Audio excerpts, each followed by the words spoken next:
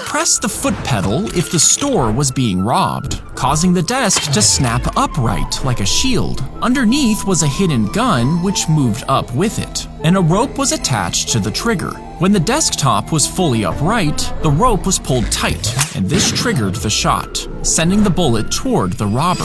At the same time, the cash sitting on the desk would slide into a locked drawer below. But it was hard to aim and too easy to misfire, so it was never mass-produced.